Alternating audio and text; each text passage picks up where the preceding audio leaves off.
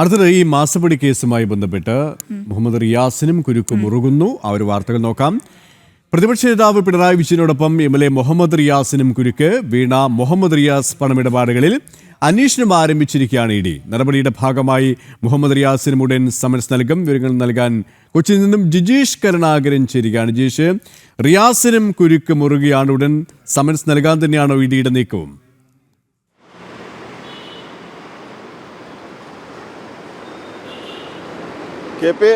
അശ്വതി, ഈ ഒരു കേസിൽ, മാസപ്പടി കേസിൽ അതിനിർണായകമായ ചില നീക്കങ്ങൾ തന്നെയാണ് ഇവിടെ എൻഫോഴ്സ്മെന്റ് ഡയറക്ടറേറ്റിന്റെ ഭാഗത്തു നിന്ന് ഉണ്ടാകുന്നത്. അതിലേറ്റവും പ്രധാനമെന്ന് പറയുന്നത് മുഹമ്മദ് റിയാസിന് കൂടി സമൻസ് നൽകി അന്വേഷണത്തിന്റെ മറ്റൊരു ഘട്ടത്തിലേക്ക് എൻഫോഴ്സ്മെന്റ് ഡയറക്ടറേറ്റ് കടക്കുന്നു എന്നതാണ്.